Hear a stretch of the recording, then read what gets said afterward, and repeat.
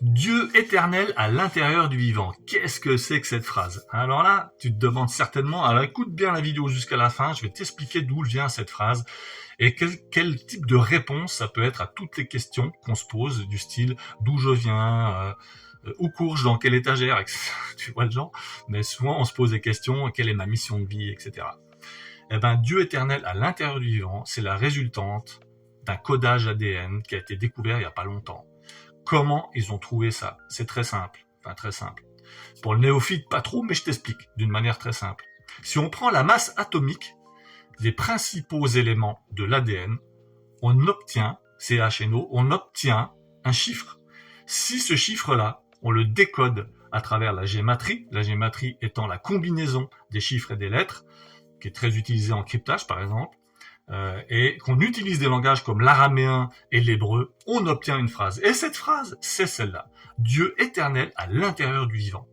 Et ça, c'est sur la première couche de l'ADN de tous les êtres vivants, parce que c'est la couche commune, la première couche. Ça veut aussi dire qu'il n'y a pas qu'une seule couche au niveau de l'ADN, qu'il y en a plusieurs. Et pour aller plus loin, écoute, ça c'est incroyable, il faut quand même savoir qu'en 2007, des scientifiques japonais avaient réussi à coder l'ADN d'une bestiole et qu'ils ont retrouvé le codage qu'ils avaient fait plusieurs générations après. Ça veut dire quoi? Ça veut dire que on sait aujourd'hui que 1, il y a plusieurs couches dans l'ADN, 2, on peut coder cet ADN, 3, que ça tient dans le temps et que l'information reste exactement comme elle a été codée. Or, nous, aujourd'hui, d'après ces recherches, on aurait un codage commun à tous les êtres vivants, qui est Dieu éternel à l'intérieur du vivant. Alors, qu'est-ce que ça veut dire? Chacun peut en tirer ses conclusions. Aujourd'hui, on se pose des questions, chacun amène ses propres réponses, mais ça pourrait remettre en question tous les dogmes religieux qui ont voulu absolument amener l'information qui a été faite dans la Bible, la Torah, le Coran, etc., qui est souvent une appropriation humaine parce qu'elle passe à travers un filtre qui est un jugement, et souvent des gens s'approprient des écrits et les tournent quelque part à leur avantage. Mais sans dénigrer personne, moi je m'en fous, tout m'intéresse et j'essaie juste de comprendre un petit peu les choses. Mais ça voudrait dire que en fait, il n'y a pas un Dieu, mais qu'on est tous liés par quelque chose de divin. Et qu'on est tous une part de ce divin.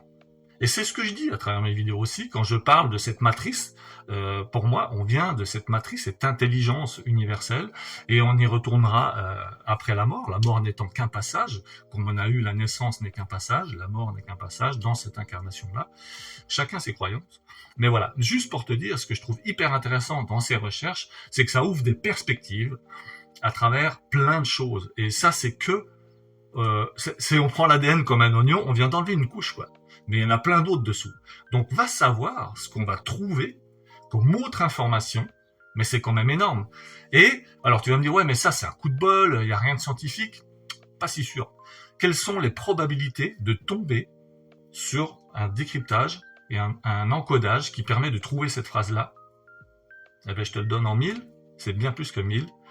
23 milliards 256 millions de possibilités seulement. Il y avait une chance sur 23 milliards 256 millions de possibilités de trouver, de tomber sur cette phrase, sur la première couche de l'ADN. Donc on peut pas non plus parler vraiment de hasard, on peut pas non plus parler de coïncidence. Je trouve que c'est quand même quelque chose qui mérite qu'on pose son regard dessus et qu'on se pose certaines questions. Donc voilà, c'était la petite vidéo du jour pour amener cette petite réflexion là-dessus, dans le cadre des recherches, des choses que je décrypte.